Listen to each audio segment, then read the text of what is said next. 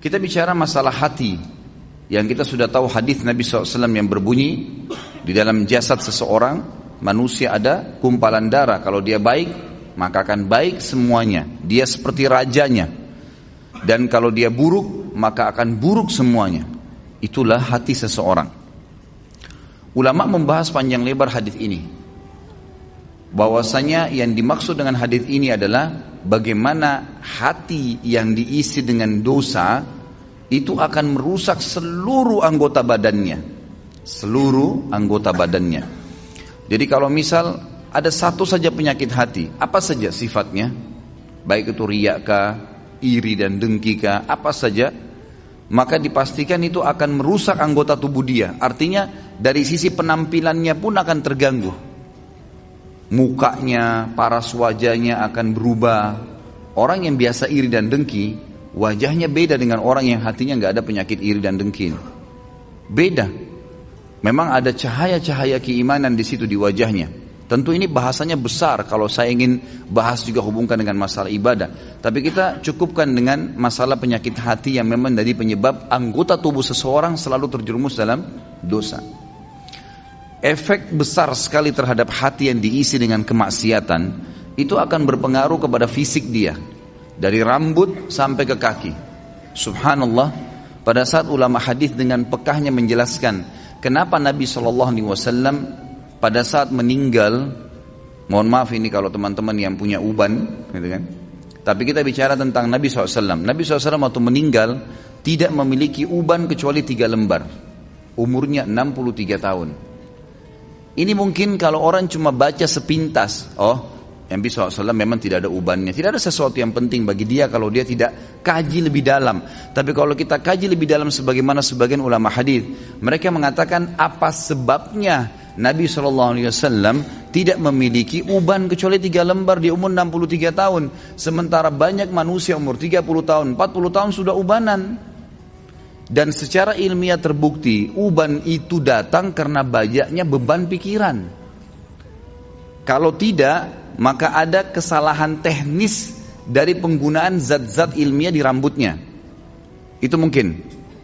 Jadi kalau kayak sekarang gonta-ganti sampo mungkin atau apa saja itu juga bisa jadi pemicu. Tapi umumnya orang yang selalu beban pikirannya banyak, apalagi kalau berhubungan dengan penyakit hatinya, iri dan dengki, selalu hasut dengan orang, kok bisa ya dia dapat jabatan, kok bisa ya dia punya mobil, kok bisa ya dia punya istri seperti itu, suami seperti itu ubannya luar biasa tuh. Mohon maaf kalau yang punya uban ya, saya bukan menyinggung, tapi ini sebuah penelitian ilmiah. Kenapa Nabi SAW seperti itu keadaannya, gitu kan? Ternyata ada penelitian yang dihubungkan dengan teknologi sekarang, itu berhubungan sekali.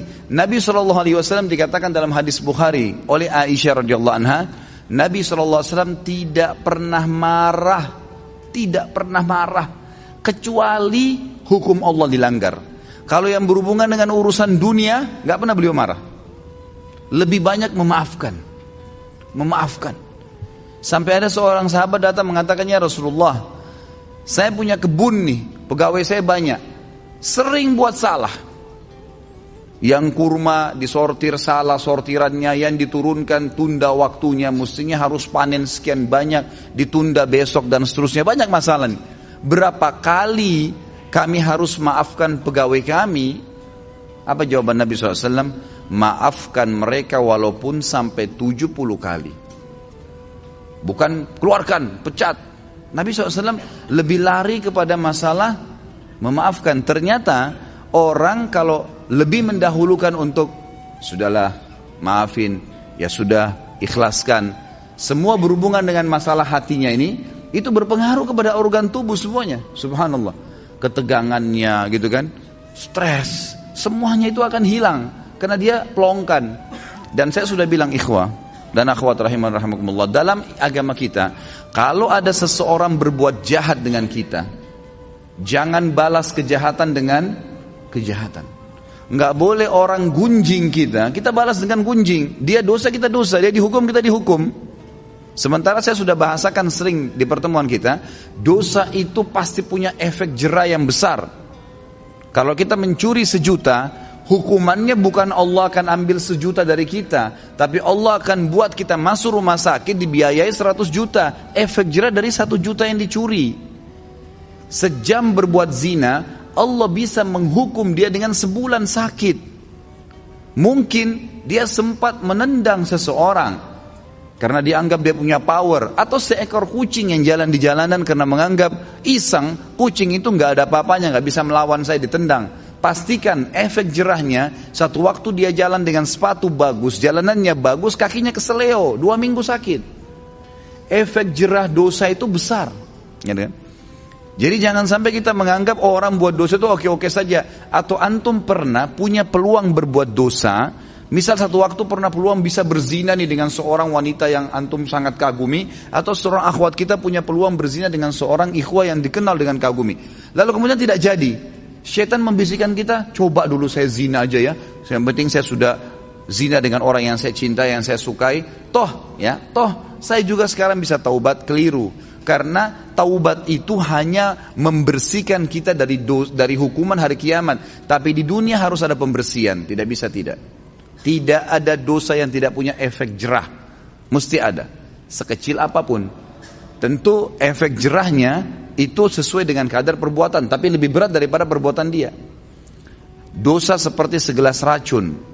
1 gelas racun ini sebenarnya secara medis bisa diobati dengan susu. Karena susu minuman yang steril. Bisa mengobati racun yang masuk dalam tubuh. Tapi pertanyaannya, apakah 1 gelas racun bisa diobati dengan 1 gelas susu? Jawabannya tidak mungkin. Mungkin membutuhkan sampai 1000 gelas susu. Artinya efek jerahnya besar. Efek jerahnya besar. Maka kata kunci dalam hati seseorang. Makanya kata para ulama, bisikan syaitan agar seseorang terjerumus dalam dosa dimulai dalam hatinya. Selalu hati yang terbisik. Bukan di kuping kita, bukan di luar, di dalam hati. Tuh lihat tuh begitu tuh coba aja, tuh nggak apa-apa. Dalam hati bisikannya. Dan kalau kita tahan juga dalam hati, maka tidak akan ada masalah. Jadi hati ini memang betul-betul raja nih kata para ulama. Nabi SAW pernah kedatangan seorang laki-laki dalam hadis Bukhari, ya Rasulullah, wasiatkan saya. Nabi SAW tahu orang ini emosional. Kata Nabi, jangan kamu marah. Marah itu penyakit hati loh ya, di hati. Tapi dia teraplikasikan nanti dengan gerakan tangan, ekspresi wajah. Tapi dia dari hati tuh. Nabi SAW ingatkan, jangan kau marah, hatimu tidak boleh. Apalagi ya Rasulullah, jangan kamu marah. Apalagi ya Rasulullah, jangan kamu marah. Nabi SAW kata para ulama hadis, seringkali memberikan nasihat sahabat sesuai dengan keadaan yang sedang dihadapi oleh orang itu. Jadi makanya kita pun sebagai umat Nabi SAW tidak mengambil hukum spontan dari sebuah hadis, karena itu per kasus di zaman Nabi SAW, gitu kan? Jadi bisa saja sahabat ini pernah seperti ada sahabat yang datang mengatakan, ya Rasulullah, anak muda nih, dalam hadis Bukhari juga, saya siap tinggalkan semua dosa, semua yang Allah larang saya tinggalkan, semua yang Anda larang saya tinggalkan, kecuali satu, izinkan saya berzina. Ini kasus lain lagi. Kata Nabi SAW, apa kau ridha kalau ibumu dizinai? Dia bilang tidak. Saudarimu? Tidak. Istrimu? Tidak. Tantemu? Tidak. Anakmu? Tidak. Lalu kenapa kau ridha untuk dilakukan pada orang lain? Di sini Nabi SAW mengobati keadaan para sahabat yang sedang bertanya sesuai dengan kasus yang sedang dihadapin, gitu kan? Ini poin lainnya. Kita kembali kepada poin bahasan kita. Bagaimana Nabi SAW tidak tadi sampai beruban, kecuali hanya 3 lembar di umur 63 tahun, karena luar biasa dalam pengontrolan hati beliau. Tidak mudah marah, kecuali hukum Allah. Lebih banyak memaafkan, gitu kan? Dan saya sudah bilang tadi, ikhwan dan akhwat sekalian.